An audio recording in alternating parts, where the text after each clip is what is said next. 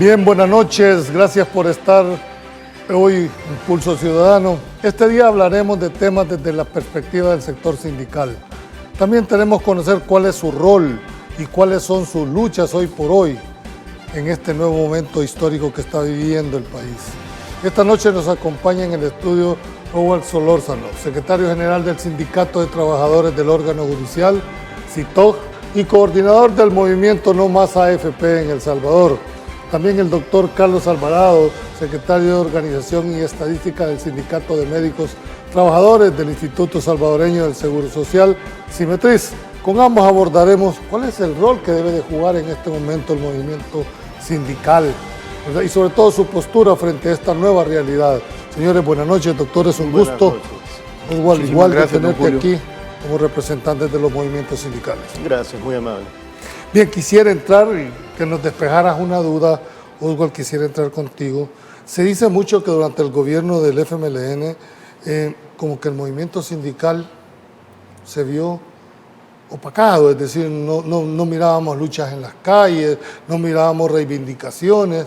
¿Es cierto eso, que durante ese periodo? Sí, es cierto, definitivamente es cierto. Hay una explicación al respecto. Usted recuerda, desde la guerra, las organizaciones sindicales fueron semilleros de guerrilleros, es decir, de las organizaciones sindicales, para nadie es un secreto, que salieron todos los guerrilleros, salieron todos aquellos luchadores a dar la vida en algunos casos, ¿verdad? Entonces, el aliado natural siempre del FMLN fueron los sindicatos, eso no es un secreto para nadie. Cuando llega el FMLN al gobierno, la gran esperanza de nosotros como dirigentes sindicales, yo que vengo desde esa época, precisamente es que había llegado nuestro gobierno, el gobierno que iba a estar con toda la gente, el gobierno que iba a reivindicar la lucha de la clase trabajadora. ¿No fue así? Y no fue así, definitivamente no fue así. Se le atribuye al FMLN erróneamente que en el gobierno del FMLN se propagaron o se abrió la posibilidad o se democratizó la posibilidad de que hubieran sindicatos en el aparato de Estado, y eso es totalmente falso. Eso tuvo que ver con un tratado de libre comercio con Europa, con la Unión Europea, para la cual ustedes, no sé si recuerdan, que hasta la tunera Calvo tuvo que ir a hacer lobby en la Asamblea Legislativa para que se aprobaran los convenios 87 y 98 de la OIT, en el que se abría por primera vez, allá en el 2009, se aperturaba la posibilidad de que los empleados públicos pudiéramos ser sindicalizados. Esa es la verdad. Esa fue una lucha, dijéramos, que ustedes la venían teniendo. Veníamos librando una batalla desde hace muchísimos años porque se permitiera en el aparato de Estado la libre sindicalización, porque en ese entonces todavía solo eran las asociaciones, no se podía sindicalizar. Entonces, lo que usted señala es que nosotros, los dirigentes sindicales que veníamos de estar organizados, que veníamos de la montaña, que veníamos de luchar con el fusil, que veníamos de un sueño de liberar a este pueblo, de generar condiciones dignas para la gente, pues creímos este es nuestro gobierno y va a atender a nuestra gente. Y bueno, del 2009 para acá la historia fue totalmente distinta. ¿Y ese fue error del frente de haberlo hecho de esa manera? Por supuesto, yo creo que la mejor respuesta a su pregunta es, miren qué ha terminado el FMLN como organización, o bueno, como un partido político en el que se metieron supuestamente a generarle expectativas a la población de cambio. Okay. Entonces la mejor respuesta a su pregunta la tiene usted en lo que han quedado. Doctor, en el caso, dijéramos, del sindicato de los médicos, como muchos, el sindicato blanco se le conoció, que de alguna manera eran personas pues que tenían toda una carrera universitaria, decía, ¿cuál error creen ustedes que fue en ese periodo en el cual Oswald dice, bueno, miren, creo que fue un error de parte del frente en haber mermado, dijéramos, el movimiento sindical? ¿Pasó eso con los médicos? Mire, tal vez en el sindicato de médicos tiene como una forma diferente de actuar, pero en esa época sí tuvimos, yo estaba de residente, de estudiante de medicina, cuando se acuerda la famosa Marcha Blanca. La famosa Marcha Blanca no fue en tiempos de izquierda, fue en tiempos de derecha. Y había disconformidad, había desconfort en cuanto a la atención en los centros hospitalarios, en el aparato de salud. y continuó posteriormente. ¿Qué pasó cuando ya nosotros ya estábamos en un tiempo ya siendo agregados de las áreas? Vimos con el cambio de gobierno, con cambio de gobierno hacia la izquierda, tuvimos mucha represión hacia el médico, no había cabida para que nosotros pudiéramos ir y defender lo que nosotros estábamos buscando defender y la dignificación de nuestro gremio. Tuvimos mucho contratiempo, mucha traba en cuanto a las reuniones que nosotros deberíamos de tener, a los espacios que teníamos que tener, y si los teníamos eran bien pocos, se nos coartaba mucho la decisión. ¿Había libertad sindical en ese momento? Si se pudiera ver libertad sindical, sí había libertad sindical, pero que se nos hiciera eco a lo que nosotros pedíamos, quedábamos muy cortos. ¿Es cierto que hubo una intención de privatizar la salud en ese periodo que usted hace? Sí hubo una intención de privatizar y por eso fueron todas esa serie de marchas que se detuvo, se logró detener en ese momento, porque sí era muy fuerte todo lo que se iba en ese entonces. Y finalmente, ¿qué nivel de coordinación existe entre el movimiento sindical, en el caso de Owell, que representa un sector fuerte del órgano jurisdiccional? Además, ha sido muy crítico en el tema de las AFP, pero ¿ustedes tienen algún nivel de coordinación entre los distintos sindicatos o movimientos sindicales? Miren, nosotros... Claro que sí. Nosotros tenemos constantes reuniones tanto con el gremio de salud, con los sindicatos relacionados con salud, como con los diferentes sectores. Tenemos mucha relación, mucho contacto en el cual pues tratamos de buscar puntos en común y buscar el bienestar de cada uno de las... Sin perder su propia identidad, por supuesto. Sin perder la identidad y con la independencia necesaria. ¿Cuál es el rol que está jugando el movimiento sindical en esta nueva coyuntura política? Bueno, cuesta un poco responder la pregunta porque hay diferentes enfoques. Es decir, en mi opinión, lo vengo diciendo, hace unos días un compañero dirigente sindical me dijo, el peor enemigo del movimiento sindical sos vos. Y le dije, ¿Tu amigo? Sí, se refería a mí. Y le digo yo, perfecto, pero yo creo que ha llegado el momento de empezar a ponernos nuestras mea culpa, de empezar a decir lo que está sucediendo en el movimiento sindical. En este momento, por ejemplo, tenés un movimiento sindical profundamente atomizado. Tenés un bloque de sindicatos que están respondiendo a los intereses particulares y personales del ministro de Trabajo, no responden ni siquiera a los intereses del gobierno o del presidente Bukele, es mi opinión. Tenés otro bloque de sindicatos que están agazapados, escondidos, agachados, a cambio de que no los vean y que no vaya a haber ningún problema con ellos. Tenemos sindicatos como el nuestro y como las otras organizaciones que en Poder Popular orgullosamente yo dirijo, que tenemos nuestro punto crítico y que hemos platicado con el gobierno, no con el ministro de Trabajo, no tenemos ninguna relación con él, ni la queremos tener, ¿verdad? Pero hemos platicado ¿Pero con no te parece un contrasentido que siendo un sindicato no tenga relación con la autoridad administrativa natural que tiende a armonizar las relaciones obrero-patronales? Es que esa es la opinión que ustedes tienen desde la lejanía. Pero la realidad es que nosotros, los sindicatos del aparato del Estado, para lo único que nos sirve el Ministerio de Trabajo es para que nos den las credenciales. Y en mi caso ni siquiera eso. Ni siquiera, no, ¿cómo no? Ya me las dieron, pero vía... ¿De acceso a la información? No. Vía juzgado de lo contencioso administrativo en una medida cautelar que le ordenó al ministro que en 10 días nos entregara las credenciales después de 7 meses de no entregárnoslas. Simple, no nos arrodillamos ante él, no obedecemos sus órdenes y sus designios, pues entonces nos castigan con las credenciales. Pareciera que lo que el señor ministro dice, que los mismos de siempre, pareciera que él es la copia fiel en esos temas, queriendo castigar a los dirigentes sindicales que queremos tener autonomía, que queremos decir y hacer las cosas como consideramos y que estamos de cara a nuestros compañeros afiliados. Pareciera ser que el gran castigo es no tener credencial. Entonces, la percepción que ustedes tienen de cómo un sindicato del aparato de Estado divorciado debe de estar con el ministerio, solo nos sirve para las credenciales.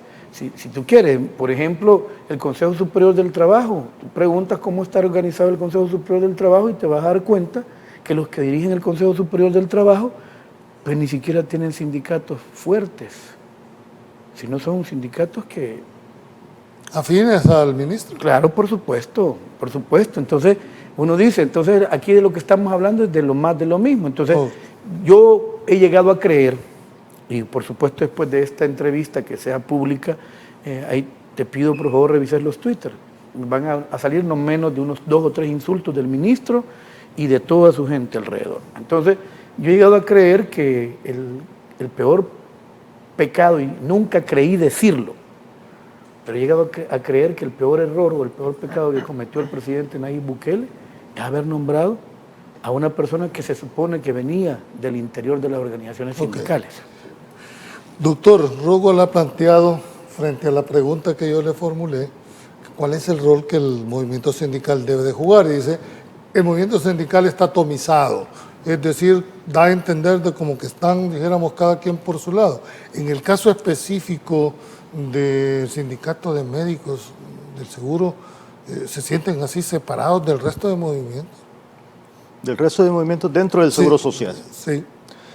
Es decir, porque hay sindicatos de médicos también dijéramos, en el Ministerio de Salud, ¿verdad? Sí, sí, sí. Tiene su propio sindicato. Entonces, dentro del área de salud, ¿ustedes están unidos, están atomizados, están, dijéramos, haciendo lucha por su propio, o están respondiendo en realidad a esa lucha de intereses para los cuales se constituye un sindicato? No, nosotros tenemos relaciones, estamos entablando relaciones bastante fuertes con todos, a todo nivel. Tenemos contacto con el Colegio Médico, tenemos contacto con el Consejo Superior de Salud Pública, la Junta de Vigilancia. También hemos tenido bastante contacto con el ministro de Trabajo y con su gente allegada. Yo creo que el enfoque del ministro, tal vez en salud, va dirigido a formar esa unidad sindical dentro del Seguro Social. ¿Hay unidad? Hay como un pacto de conveniencia, sí, o sea, no es una unidad, no es nos estrechamos la mano y vamos ciegamente a cumplir lo Bien, que tengo dice. que ir a un corte comercial, pero quiero dejarte planteada la pregunta. ¿Y qué no el dolor es el mismo para todos los trabajadores? Claro ¿No es que una sí. misma causa? ¿Por qué no debería haber una unidad y más que todo un pacto de conveniencia? Cuando regresemos te voy a dar esa parte. No nos cambie, ya volvemos.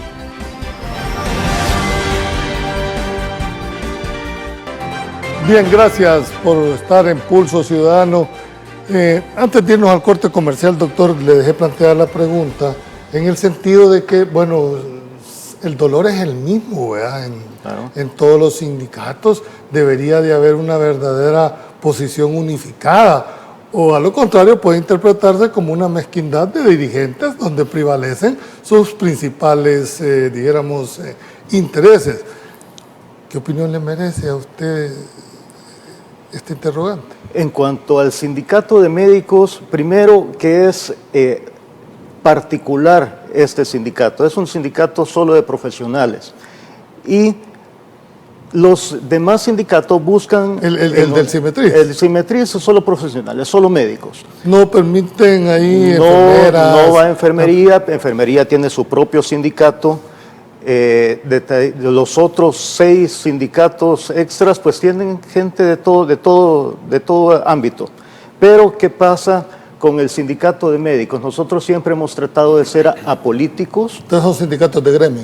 Sindicato gremial de médicos. Entonces somos un sindicato apolítico. Nosotros buscamos el bienestar del médico, la dignificación del gremio médico y además mejorar las atenciones dentro de la institución. Algo que en algunos otros sindicatos pueden buscar también sus intereses particulares con la variedad de personal que tienen ellos afiliados, ¿sí? Entonces, tenemos que buscar el punto común, tenemos que buscar esos problemas que hay en la institución y tratar de resolverlos entre todos, no jalar cada quien por su lado y buscar intereses propios de cada sindicato. Pero la realidad nos dice La totalmente realidad lo contrario. no es igual, no es así, pero se está ¿Y eso no es una tratando. debilidad hacia el movimiento?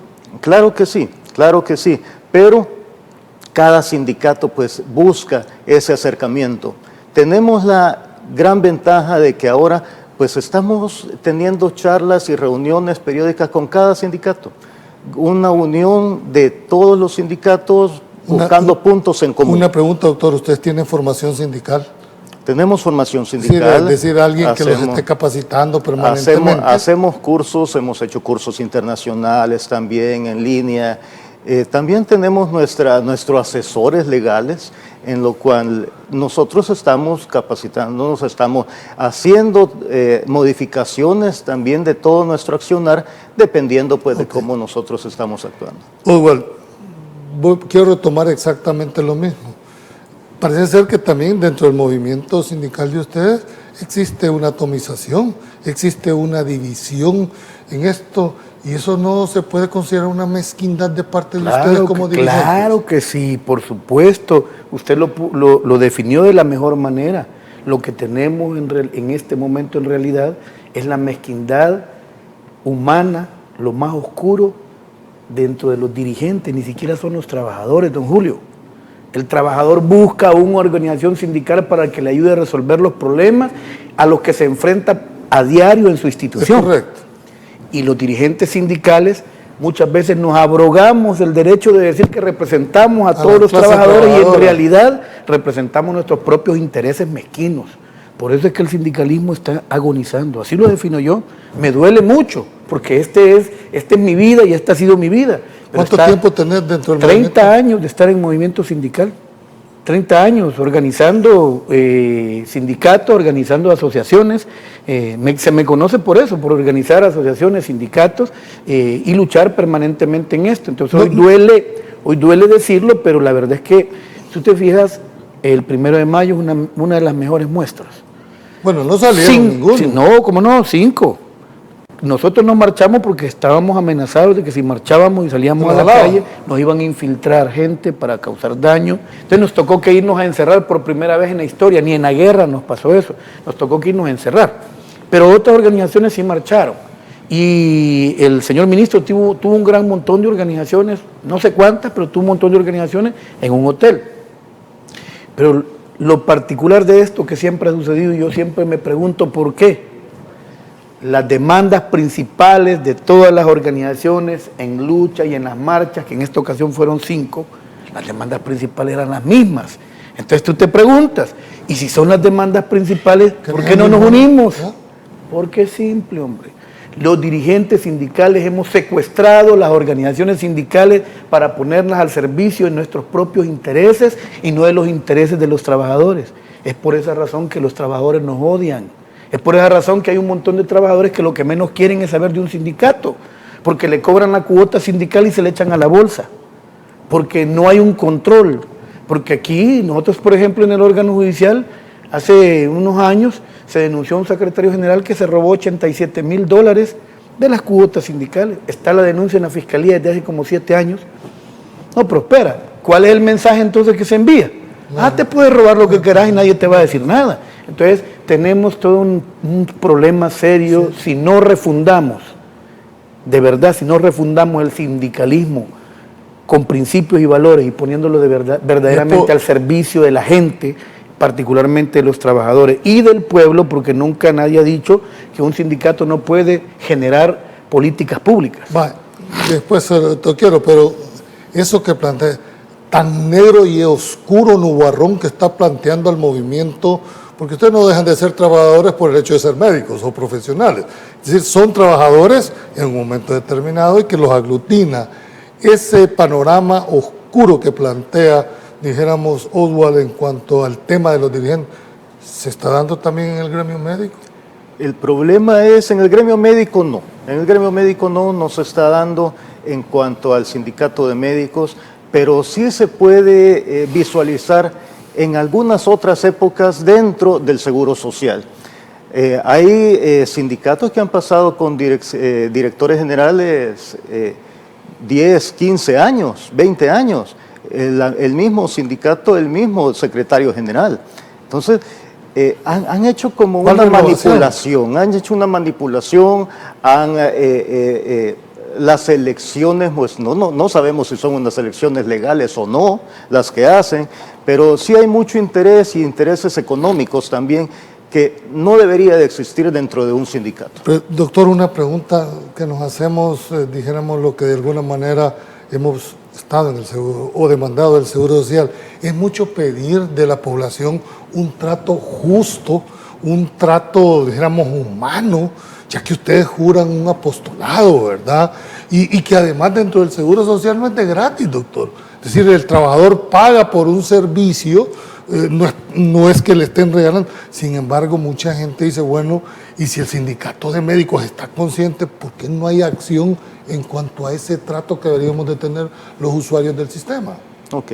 Si usted ve los comentarios dentro de todas las redes sociales, va a haber comentarios malos y comentarios buenos del accionar médico, pero el problema propio del Seguro Social no es solo que el médico está dando una atención que va alrededor de toda la atención del médico. Primero, ¿está solo él atendiendo 50, 60, 80 personas? ¿O tiene en una jornada eso atienden? En una jornada puede ser, en un turno pueden ver una cantidad exagerada de gente. Puede ser que alrededor no exista un examen de laboratorio, un examen de gabinete, un rayos X o una tomografía, y tenga que salir ese paciente a tomársela fuera de la institución o dentro de la institución a otro centro. Entonces, es un grupo o es una serie de eventos que no solo es el médico. O sea, hay que ver también los comentarios positivos que hay. Hay mucho comentario positivo de la atención dentro del Seguro Social, pero va a predominar ese punto negativo y ese punto rojo que sale. ¿Y ha habido algún cambio con esta nueva administración? La administración nos ha dado mucho apoyo dentro del gremio médico para darnos un acercamiento dentro de las negociaciones dentro del Seguro Social. Pero ¿qué pasa? Que hay muchas limitantes también. Hay muchas limitantes que se escapan de la mano de una simple negociación, de una simple mesa técnica en donde podemos solucionar problemas. Sí se nos están facilitando más horas laborales a los médicos que tenían contratado 2, 4 horas, se nos están complementando las horas. ¿Qué significa esto? Que está habiendo más apertura para la atención. Okay. Pero el eje fundamental también, hay médicos generales, hay médicos especialistas, pero ¿qué hablamos del médico subespecialista? Hay que hacerle más atractiva la institución a un médico especialista para que llegue a atender un problema cardíaco, a un problema renal, a un problema hepático, que llegue a ser esta subespecialidad dentro del Seguro Social para que lo vea atractivo el seguro. Ok. Oswald, tengo que preguntarte, uno de los sindicatos más fuertes ha sido el del sindicato del órgano judicial, hay que decirlo con este momento. Reciente vimos, dijéramos, la depuración, entre comillas, de los jueces. ¿Cuál fue la posición institucional que ustedes tuvieron como sindicato frente a esa separación de jueces de larga data? Yo sé que han habido malos jueces, pero en la mayoría eran jueces buenos, ¿verdad? Sin embargo, yo por lo menos no me quedó muy claro cuál fue la posición institucional de parte de tu sindicato. La posición nuestra, desde que nos fundamos, y lo dice inclusive el estatuto nuestro del sindicato, es combatir la corrupción al interior del órgano judicial y promover la depuración judicial.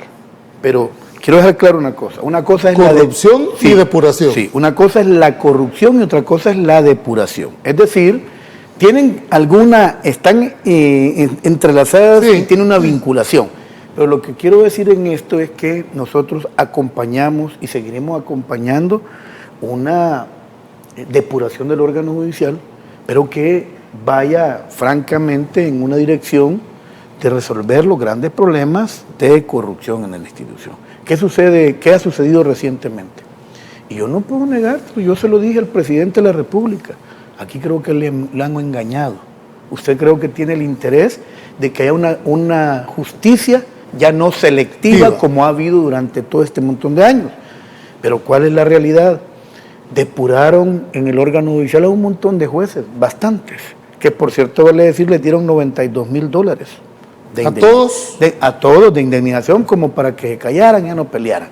Pero lo que quiero decir con esto es que ahí quedan jueces corruptos y mafiosos que las mismas cortes, la misma corte plena, el mismo grupo de magistrados en épocas anteriores, para taparle el ojo al macho, los bajaron de categoría y los pusieron en otro juzgado como para esconderlos.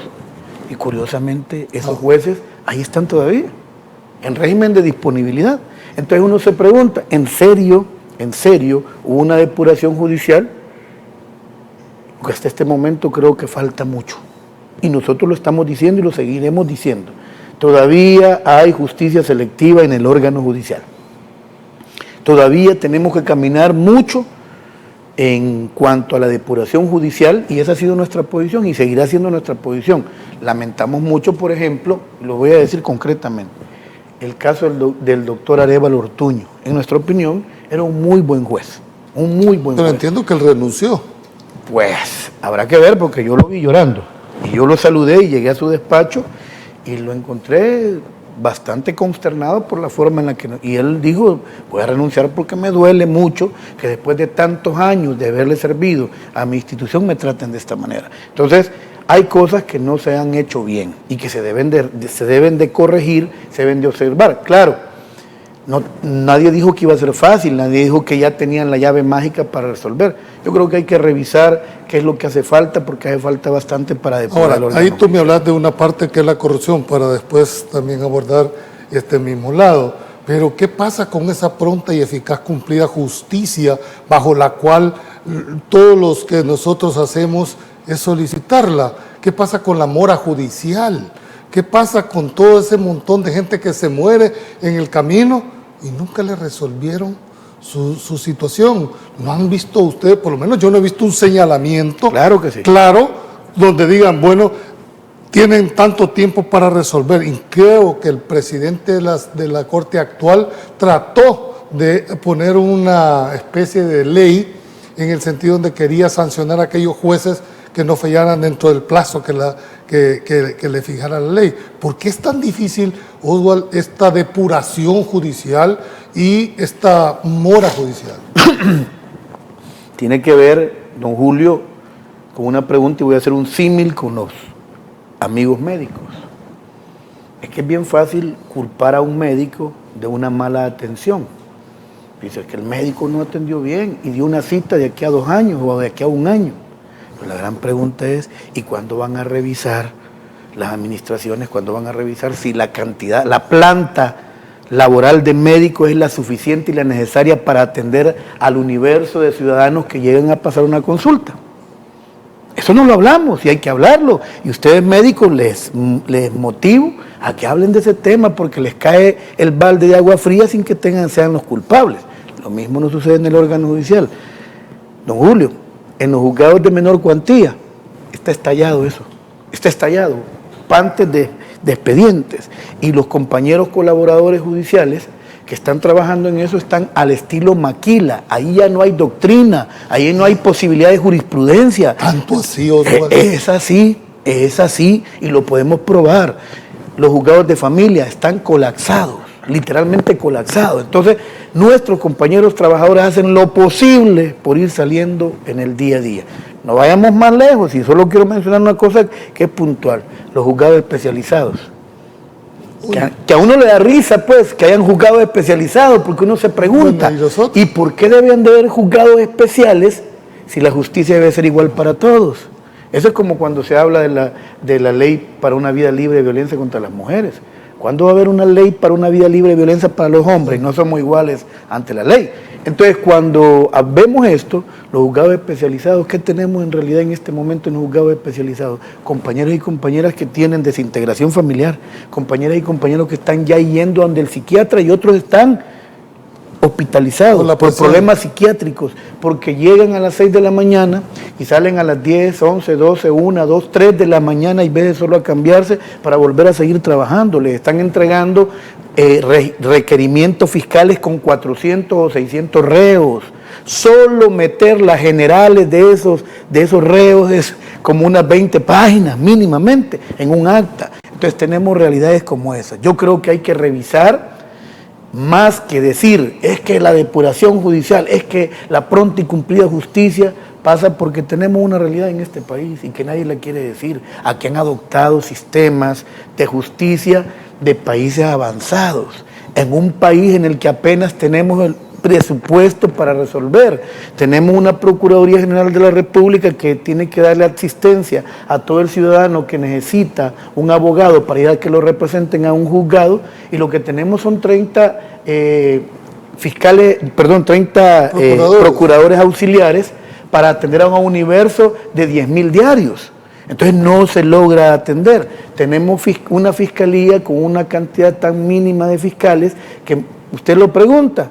Simple, usted vaya a poner una denuncia porque le robaron en su carro y usted se dio cuenta inclusive quién se lo robó. Si no lo capturó la policía en ese momento y pasó el término, la flagrancia, ese caso usted lo va a denunciar a la fiscalía y pasan 10 años y nadie le dice nada. ¿Qué pasó con ese caso? Los pobres fiscales solo están atendiendo reos presentes. Señores, el sistema judicial no pasa solo por los jueces. Pasa por los procuradores, pasa por los fiscales, pasa por los centros penitenciarios. Creo que este tema que tú estás planteando da para un programa. Es integral. Porque es preocupante. Decir que culpar solamente a los jueces o solamente a los empleados de que no logran sacar la mora judicial, me parece que es un análisis superficial. Eso es como, perdón, solo concluyo con esto, es como seguir diciendo que los médicos son culpables de la mala atención en el Seguro Social. Y yo le decía al doctor, fuera de cámara, le decía al doctor, es que lo que pasa es que yo lo que veo es que en las administraciones, por ejemplo, del Seguro Social, veo yo que hay más trabajadores de limpieza, hay más trabajadores de seguridad, hay más trabajadores de mantenimiento, hay más enfermeras, y la especialidad de la casa, que son los médicos, no hay tanto. Bien, tengo que ir a un corte comercial cuando vengamos. Eso último que planteó Oswald, quiero hacerle ese mismo símil. Entiendo lo que Oswald dice, mire, es que no hay la suficiente cantidad de personas que nos ayuden a depurar. Es una realidad, pero el ciudadano, ¿qué pitos toca en el entierro? Es decir, totalmente el ciudadano de dice, bueno, ¿y yo qué culpa tengo que a vos no te den la cantidad de personas? ¿Qué culpa tengo yo de que ustedes no estén con todos los apoyos que han dicho? Igual en el caso de los médicos. Ya volvemos con esta posición. Bien, gracias. El programa está sumamente interesante, ¿verdad? Doctor, en el planteamiento que nos describe la realidad, porque una cosa es el deber ser, ¿verdad? Y otra cosa es la realidad que vive el juez, la realidad que vive el resolutor, ¿verdad? Pero igual lo podemos extrapolar al caso de los médicos, ¿verdad? En definitiva, el ciudadano lo que espera es una pronta justicia. El ciudadano, en el caso de ustedes, lo que espera es salud. O sea, el ciudadano no tiene por qué pagar, dijéramos, la falta de previsión de la administración, que no hayan más médicos para esto. O sea, Oswald decía, ¿no les parece un poco irracional que hayan más, sin ser peyorativos con los señores ordenanzas, que su misión o motoristas básica dentro, pero la gente llega ahí a demandar salud, no llega a demandar otro tipo de esto? Es decir, usted comparte la posición que hace Oswald, que incluso les dice, ustedes deberían de decir, no es el médico, es el sistema en realidad el que está. Por supuesto, es la misma situación en el sistema, no solo en el Seguro Social, sino que en el sistema nacional. Es la misma situación que está sucediendo, pero vamos al punto medular de eso, en que está basado una política de salud dentro de la nación. Nosotros, cuando fue la campaña de buscar candidatos para el nuevo gobierno, nosotros trabajamos de cerca con el Colegio Médico y con las demás instituciones de salud para presentar un proyecto de nación a largo plazo. ¿Qué se basa este proyecto en la política nacional de salud? En la política nacional de salud, y ese documento se lo dimos a cada candidato, incluyendo el candidato del gobierno actual, se lo dimos a los que iban en ese momento de planilla en salud, y este proyecto está basado en lo que se habla mundialmente la OMS. La OMS habla de un sistema preventivo, enfocar a una atención preventiva más que a lo curativo. Si trabajamos desde ahora todo lo preventivo, hacemos los tamizajes necesarios, hacemos un enfoque a la comunidad, a las zonas rurales, a las zonas urbanas, más orientado, vamos a vaciar de aquí a unos 5 o 10 años, esa consulta se va a ver nada más lo que de veras se salió de las manos de un enfoque preventivo, sino que tratar lo normal que uno debe de tratar para ir al área curativa. Y de ese plan nacional de salud, ya estos 3 años, ¿cuánto se habrá implementado de la petición de ustedes? Ese enfoque, pues... ¿O le dieron la ley de la La verdad que no se ha visto mucho avance, no de la manera como nosotros lo enfocamos en ese proyecto.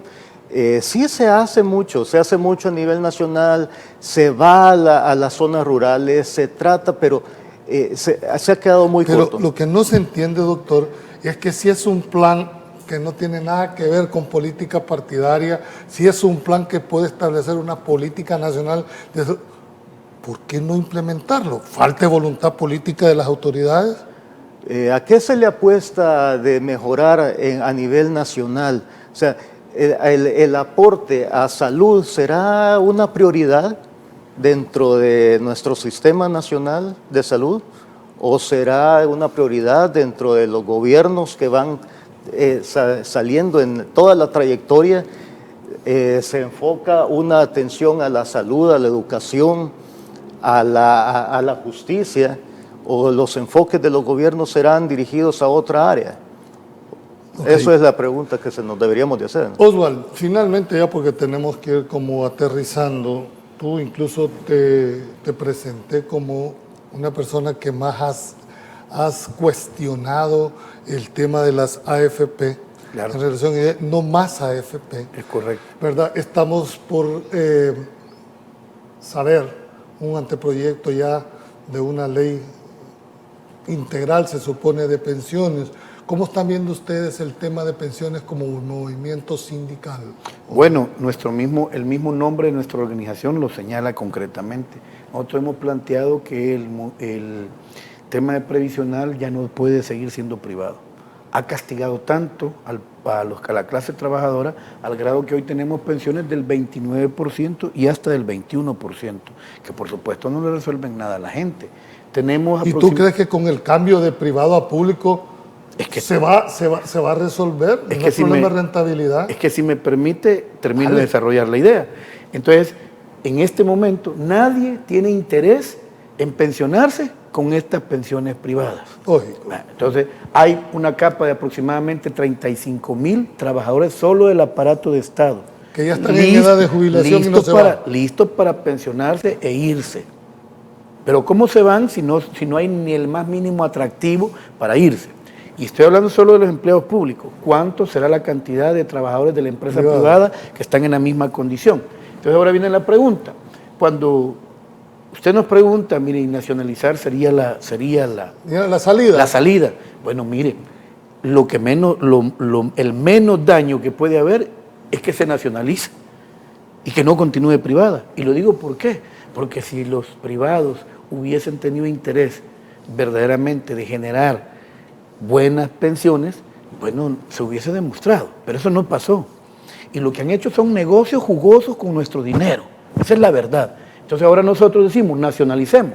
Pero ojo, no estamos diciendo entreguemos el dinero de los trabajadores cotizado, ahorrado al gobierno. No estamos diciendo eso. Estamos diciendo que se cree el Instituto Nacional Autónomo Previsional. La administración del sistema. Que la administración se cree de manera tripartita, aunque se rompe más o menos la forma tripartita, porque nosotros planteamos que por primera vez en la historia de este país los trabajadores que son los dueños del dinero tenemos que estar representados. Nunca nos han tomado en cuenta para por lo menos saber en qué están invirtiendo o qué están haciendo con nuestro dinero. Ese es el primer elemento. Segundo elemento, ¿por qué nuestro dinero tiene que ir a la banca privada para que hagan negocios con nuestro dinero? Nos prestan del mismo dinero que nosotros ahorramos, nos prestan a altas tasas de interés cuando pudiésemos tener nuestro propio banco de los trabajadores, de verdad, del que habla la Constitución actual. Y tercer elemento, mire, lo que ahora tenemos es un problema grave. Yo entiendo en alguna medida al presidente de la República porque hasta el día de hoy no ha dicho, aquí está ya la propuesta. Y es que no se sabe dónde están las 12.000 o 14.000 millones que deberían de estar ahorita ahorrados, no se sabe dónde están. Y nadie dice nada. Y el superintendente del sistema de pensiones pidió información ya a Asafondos, que se supone que es la que administra los fondos, y la información es bien difusa, bien como perdida, y entonces cuando llegamos a la conclusión, ¿a qué conclusión llegamos? Es que el dinero de los trabajadores ahorrado actualmente, ni siquiera en papeles, está invertido en edificios, en algunos bancos, no voy a mencionar los nombres porque les voy a dar publicidad de gratis, pero están invertidos en algunos bancos, en algunas aseguradoras. ¿Y eso lo permite la ley? Sí lo permite, pero aquí viene la pregunta, y ahora que se quiere nacionalizar, ¿cómo se va a hacer? A esto sumémosle que ya había un robo de 28.000 millones de dólares, que aunque no les guste, porque un día me emplazó a mí un señor del FMLN que fue diputado, y me dijo, ¿y vos por qué seguís diciendo que nosotros nos robamos 10.000 millones de dólares? Díganme dónde lo invirtieron, pues.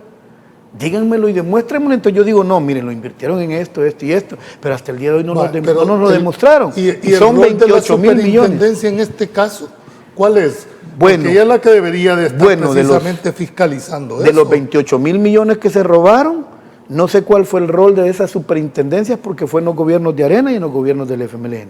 En este momento, el superintendente está resolviendo, y eso nos queda constancia de que está resolviendo la pregunta de dónde están los 12.000 millones de dólares o 14.000 que se supone que tenemos ahorrados. ¿Cómo está viendo el movimiento sindical médico el tema de pensiones? Porque Oswald da una posición dura. Hay gente que no se jubila porque tiene pensiones de hambre si se jubila con los actuales sistemas. Entonces prefiere mejor seguir trabajando que jubilarse con $200, $250. Entonces no permite el ingreso de nuevas personas que puedan serle más fortaleza al sistema, pero en el caso de ustedes como gremio médico, ¿cómo están viendo el tema de las pensiones, doctor?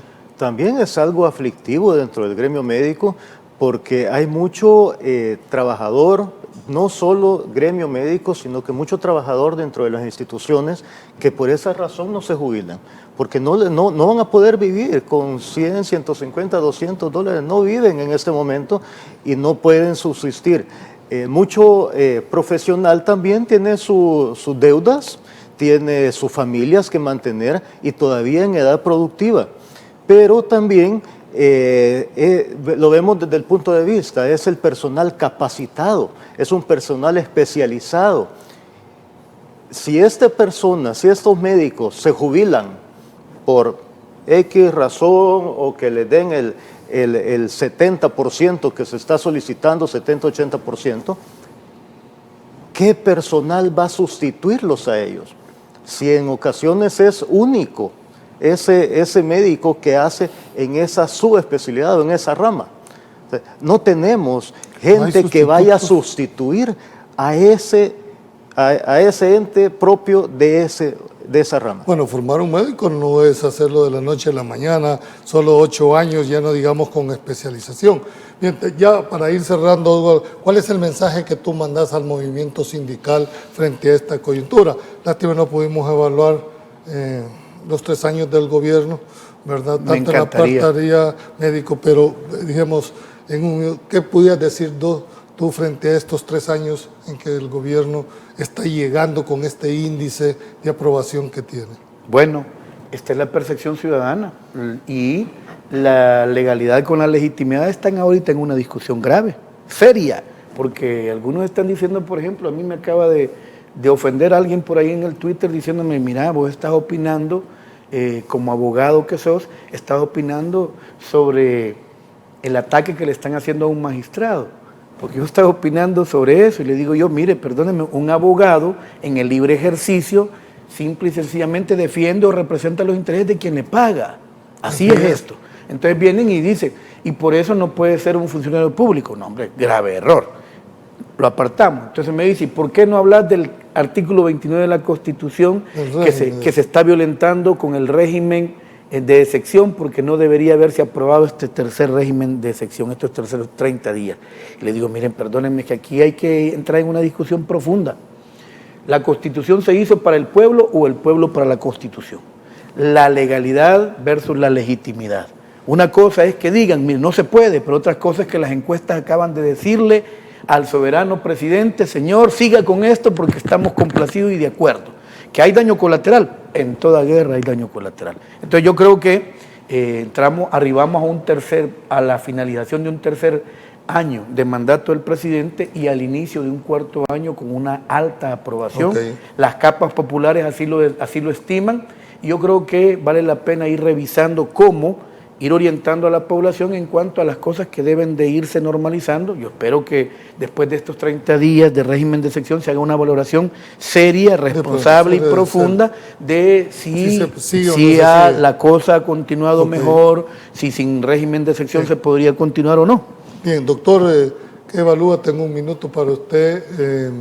¿Cómo evalúa estos 3 años de la gestión del presidente, sobre todo en el tema de salud, que es el que más le compete a usted? ¿Cómo evalúan estos 3 años, dado que de todos ha conocido el manejo excelente, por decirle, dentro del análisis, un buen manejo de la pandemia, ¿verdad? Su gremio también aportó, muchos médicos fallecieron con las botas puestas, como dirían, y nuestro reconocimiento como ciudadanos, pero dijéramos, ¿cómo evalúan ustedes en el tema médico estos 3 años del presidente?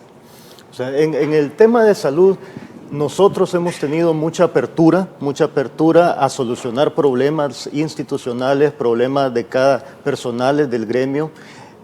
También vemos que es un periodo bastante difícil que ha tocado en el sistema de salud. Un periodo de pandemia, una situación nacional que debe de ser manejada con una buena cabeza, con una cabeza clara. ¿Lo aplaza o lo aprueban? Aprobado. Aprobado, sí. Bien. Se ha trabajado adecuadamente todo el sistema de salud. Falta mucho todavía por generar, faltan insumos, faltan materiales, faltan equipos en muchos centros, pero todo se debe ir trabajando de la mano. Bien, hemos llegado a la finalización, nos comprometemos a un segundo round. Es mucho lo que tenemos que dar, sobre todo para ilustrar a usted, televidente, y que saque sus propias conclusiones. Este programa se caracteriza precisamente por eso, donde cada uno expone lo que él cree que es la realidad y da sus elementos y sus aportes. Pero serán ustedes los que en su casa, en esa intimidad, saquen sus propias conclusiones. Pasen un feliz fin de semana. Nos vemos el día lunes en otro programa más de Pulso Ciudadano. Que Dios los bendiga y pasen muy buenas noches.